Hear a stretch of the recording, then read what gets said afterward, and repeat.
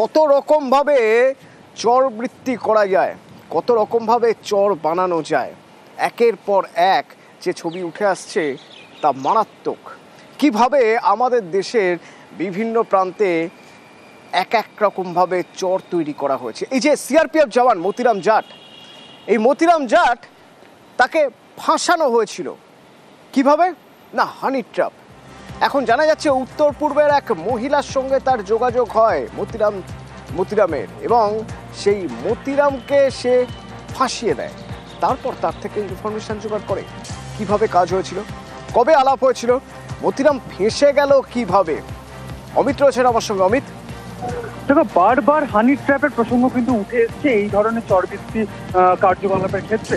সেক্ষেত্রে মতিরাম জাট যে সিআরপিএফ জওয়ানকে গ্রেপ্তার করা হয়েছে, তার কিন্তু সোশ্যাল মিডিয়াতে বা সমাজ মাধ্যমের যে সাইটগুলো রয়েছে সেখানে কিন্তু তার অ্যাক্টিভিটি খুব নজরে আসে গোয়েন্দাদের।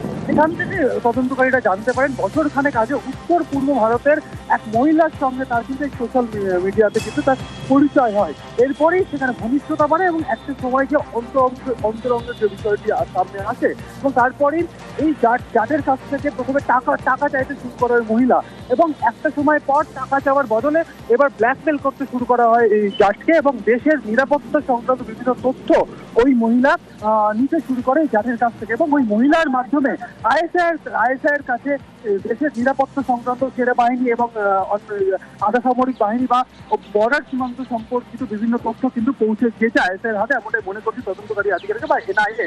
কারণ পেহেলগাঁওয়ের ঘটনার 6 দিন আগেই এই জাটকে কিন্তু বদলি করা হয়েছিল কাশ্মীর থেকে দিল্লিতে, এবং এই বদলির পেছনেও কিন্তু কারণ যেটা জানা যাচ্ছে এনআইএ সূত্র থেকে, কারণ সেই সময় থেকেই এই জাট সম্পর্কে কিন্তু আজ করতে পেরেছিলেন আমাদের দেশের গোয়েন্দারা।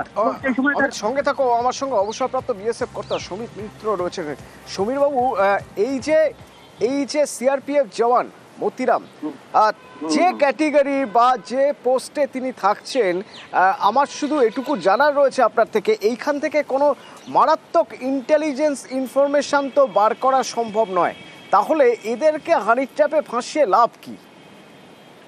প্রথম কথা হচ্ছে যে কোনো ব্যক্তি যারা ইউনিফর্ম সার্ভিসে, যারা সীমান্তে কিংবা এলওসির ওই এরিয়াতে কাজ করেন, তাদের উপরে দায়বদ্ধতা দেশ রক্ষার জন্য কিন্তু অনেক বেশি রিজার্ভি যদি আমরা ভেতরের কোনো কাজে যুক্ত হই ওই একই কাজে। এখন এই যে মতিরাম জাট বোধহয় ওর নাম, সিআরপিএফ এর, নিশ্চয়ই কোনো না কোনো সময় ও বোধহয় নিশ্চয়ই নর্থ ইস্টের কোনো দিকে ছিল কিনা আমি জানি না, কারণ ওভার নাইট তো এটা গ্রো করে। আপনি একদম ঠিক বলেছেন, পহেলগাঁওয়ে তার আগে পোস্টিং ছিল মতিরাম জাটের। আমি তো বললাম সেইটাই যে এইভাবে হয় না, এবং পহেলগাঁওতে যদি ও থাকে তাহলে ওই সেদিন যে হত্যা হলো তার সঙ্গে কোন রকম রিমোট আছে কিনা সেটা জেনে নিতে হবে। কারণটা হচ্ছে যে এরা কিন্তু প্রথমে খুব সীমান্তে যেটা হয়, এরা তো সীমান্তের লোক নয়, সিআরপিএফ নর্মালি ইন্টারনাল সিকিউরিটিতে ব্যস্ত থাকে। যাই হোক না কেন, after is not to be placed on any sensitive duty. আর এই যে হানি ট্র্যাপ, এইগুলো কিন্তু এখন দেখা যাচ্ছে যে কাশ্মীর এবং ওদিকে আমাদের Jaisalmer, Rajasthan, all the bordering state, তারা কিন্তু এফেক্টেড হচ্ছে। কারণটা হচ্ছে যে আমাদের আপনি একদম ঠিক জায়গাটাই ধরেছেন। আমার এখানে একটা প্রশ্ন থাকবে, তাহলে আপনারা যখন কাজ করেছেন সেই সময়ও আপনারা দেখেছেন যে এইভাবে হানি ট্র্যাপে ফাঁসানো হতো ইন্টেল নেওয়ার জন্য, ইনফরমেশন নেওয়ার জন্য।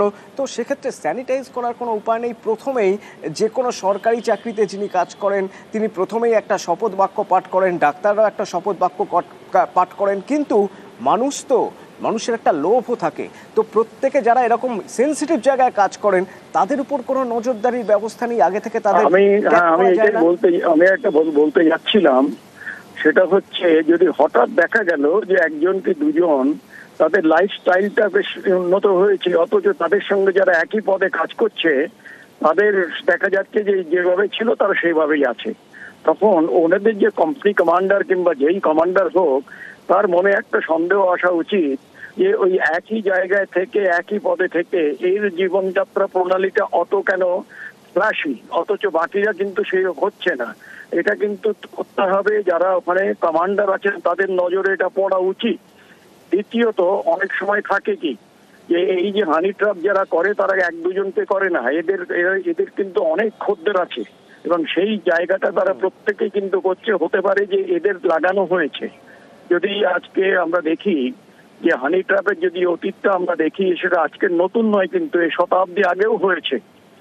এইসব জানা সত্ত্বেও যখন আমরা এইসব সাধারণ সামান্য কিছু লোভে এদের জালে পড়ে যায়, সেটা কিন্তু একটা বিশাল, যদি সেটা মানে ইমিডিয়েটলি ডিটেক্ট না হয় তাহলে কিন্তু এটা পরবর্তীকালে হয়তো আরো বড় আকার হতে পারে। সেখানে কিন্তু শুধু পদ নয়, পদ ছাড়া আরো কিছু যে থাকে সেগুলো কিন্তু আমাদের নজরে রাখা উচিত। এই জন্য বলছি দেশের নিরাপত্তার উপরে আর কিচ্ছু নেই। ঠিক ঠিক, নিশ্চয়ই সমীরবাবু, থ্যাংক ইউ। আপনার কথা শুনে আমার মাতাহারির কথা মনে পড়ে গেল। এটা কিন্তু আজকের ঘটনা নয়। হানি ট্র্যাপ বা মহিলাদের দিয়ে চোরবৃত্তি, এই চোরবৃত্তিতে খুব সহজেই কাউকে ফাঁসানো সম্ভব হয়, এটা বহুদিন আগে থেকে। এরপরেও এদের উপর যদি পুরোপুরি নজরদারি থাকে, সেখান থেকেও তো পিছলে গিয়ে এরকম মতিরাম জাটের মতো কেউ ইনফরমেশন বাইরে লিক করে দিচ্ছে। তো কীভাবেই হানি ট্র্যাপ কাজ করে, খুব সহজভাবে যদি আমরা এই চক্রটা বোঝাতে যাই তাহলে দেখতে হবে টাকা কোথা থেকে আসছে, ফান্ডিং কোথা থেকে আসছে। ফান্ডিং আসছে সেই পাকিস্তান থেকে। আসার পর তারপরে এখানে আস্তে আস্তে কিছু মানুষকে ট্র্যাপ করা হচ্ছে। তারপর সেখান থেকে কোনো উচ্চপদস্থ সেনা আধিকারিক বা সরকারি আধিকারিককে ট্র্যাপ করা হচ্ছে। কিভাবে না, তাদেরকে এমনভাবে ফাঁসানো হচ্ছে, এমন কিছু ছবি তোলা হচ্ছে, অন্তরঙ্গ মুহূর্তের কিছু ছবি ভিডিও তুলে তারপর তাকে ব্ল্যাকমেল করা হচ্ছে। সেখান থেকে লিক করা হচ্ছে যে কোনো ইনফরমেশান, বাধ্য করা হচ্ছে তাকে সেখান থেকে গুরুত্বপূর্ণ কিছু তথ্য দেওয়ার জন্য। সেই তথ্য আবার চোরের হাত ঘুরে চলে যাচ্ছে পাকিস্তানের কাছে, ISI এর কাছে।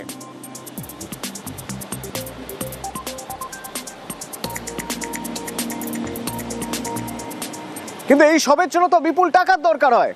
প্রথমত যাকে আপনি ফাঁসাবেন তাকে ফাঁসানোর আগেও তো তাকে টাকার লোভ দিতে হবে, এবং ফাঁসানোর পরে সে যে কাজ করছে, দিনের পর দিন কাজ করে যাবে, তাকে তো টাকা দিয়ে যেতে হবে। সরাসরি তো টাকার লেনদেন সম্ভব নয়। তাহলে হাত ঘুরে বিভিন্নভাবে এই টাকার লেনদেন হচ্ছে। কিভাবে হচ্ছে, রৌনক রয়েছে আমার সঙ্গে, সরাসরি বলতে পারবে। রৌনক, বেশ কিছু এই যে মতিরাম জাটের কথাই যদি বলি, তার অ্যাকাউন্টে কোথা থেকে টাকা আসছে, কোথায় টাকা যাচ্ছে তা নিয়ে বেশ কিছু সন্দেহজনক অ্যাকাউন্ট পাওয়া গেছে। সেখান থেকে কিভাবে কাজ হচ্ছিল?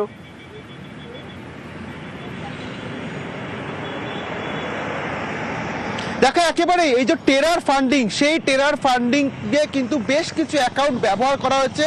এই কারণেই গত শনিবার NIA এর তরফ থেকে দেশের 15টি জায়গায় একযোগে তল্লাশি অভিযান চালানো হয় এবং সেখান থেকে কলকাতা যোগও কিন্তু সামনে আসে, যে কারণে খিদিরপুরের একজন ব্যবসায়ী, মৌমিনপুরের ব্যবসায়ী মাসুদ আলম এবং তপসিয়ার একজন নিরাপত্তা রক্ষীকে লাগাতার জিজ্ঞাসাবাদ করে ন্যাশনাল ইনভেস্টিগেশন এজেন্সি তদন্তকারী আধিকারিকরা, এবং তাকে জিজ্ঞাসাবাদ করে দেখা যায় তার সঙ্গে এই মতিরাম জাটের ঘনিষ্ঠ একজনের হোয়াটসঅ্যাপে কথোপকথন হতো।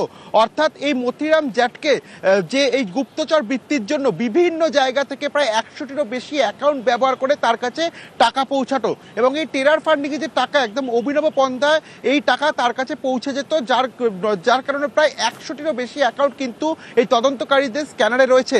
এবং শহর কলকাতায় এরকম ট্রাভেল এজেন্সি সংস্থাকে ব্যবহার করে, অর্থাৎ মিডিলম্যানের পর্যায়ে রেখে কিন্তু এরকমভাবে ধাপে ধাপে টাকা পাঠানো হতো, যার জেরে আজ ইতিমধ্যে NIA যে দফতর সেখানে। আচ্ছা, তার মানে কলকাতাতেও এরকম বেশ কিছু জায়গা রয়েছে, বেশ কিছু মানুষের অ্যাকাউন্ট রয়েছে। রৌনক, বেশ কিছু এজেন্সি বা বেশ কিছু মানুষের এরকম অ্যাকাউন্ট রয়েছে যেখান থেকে ভায়া টাকা যেত চোরেদের হাতে।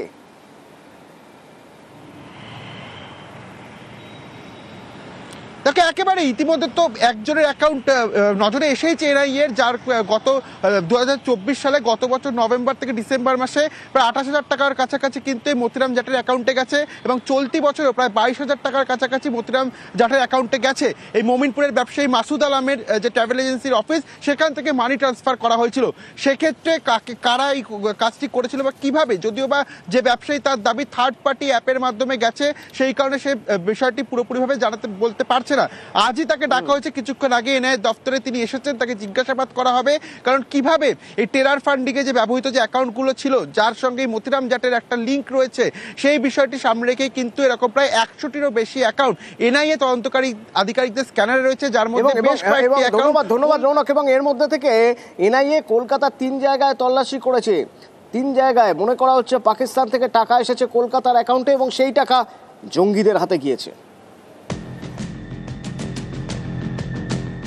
পাকিস্তানের হয়ে চরবৃত্তি, এর সঙ্গে জড়িয়ে গেল কলকাতার নাম।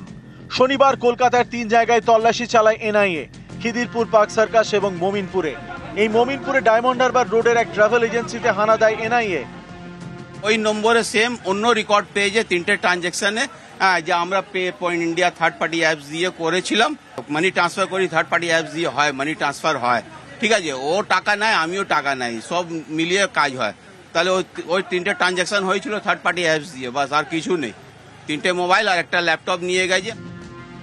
বিদেশ থেকে টাকা এসেছে, সেই টাকা গিয়েছে জঙ্গিদের হাতে, এমনই সন্দেহ করছেন এনআইএর গোয়েন্দারা। তাই শতাধিক অ্যাকাউন্টে নজর এনআইএর। কলকাতার বেশ কিছু অ্যাকাউন্টে সন্দেহজনক লেনদেনের খোঁজ পেয়েছেন তদন্তকারীরা। 2024 সালের নভেম্বর থেকে পরের 3 মাসে কলকাতার অ্যাকাউন্টে ঘন ঘন লেনদেন হয়েছে। গত এপ্রিলে কাশ্মীরের পেহেলগাঁওয়ে জঙ্গি হানা, বদলা নিতে ভারতীয় সেনার অপারেশন সিঁদুর। সেনা অভিযানের আগেই অপারেশন মির্জাফর শুরু করেন গোয়েন্দারা। ঘরের শত্রু খোঁজার কাজ শুরু হয়, ধরা পড়ে একের পর এক পাকচর। গত মাসে দিল্লি থেকে গ্রেপ্তার করা হয় সিআরপিএফ এর অ্যাসিস্ট্যান্ট সাব ইন্সপেক্টর মতিরাম জাটকে। তার ব্যাংক অ্যাকাউন্টে প্রচুর সন্দেহজনক লেনদেনের খোঁজ পেয়েছেন কেন্দ্রীয় তদন্তকারীরা। কলকাতাতেও লেনদেন হয়েছে বলে দাবি। সেই সূত্রেই শনিবার কলকাতায় এনআইএর অভিযান। কলকাতার 2 ব্যবসায়ীকে তলব করেছেন কেন্দ্রীয় গোয়েন্দারা। একজন খিদিরপুরের ব্যবসায়ী মোহাম্মদ ইজাজ, আরেকজন মমিনপুরের ব্যবসায়ী মোহাম্মদ মাসুদ আলম। দুজনের সঙ্গেই ধৃত মতিরাম জাটের যোগসূত্র মিলেছে বলে দাবি গোয়েন্দাদের। ধৃত আদা সেনার সূত্রে পার্ক সার্কাসের মোহাম্মদ ওয়াকিলও এখন এনআইএ নজরে। গোয়েন্দাদের দাবি, মতিরামকে এক ব্যক্তি ঘন ঘন হোয়াটসঅ্যাপে মেসেজ করতেন। সেই ব্যক্তির সঙ্গে পার্ক সার্কাসের মোহাম্মদ ওয়াকিলেরও যোগাযোগ রয়েছে। নিউজ 18 বাংলা।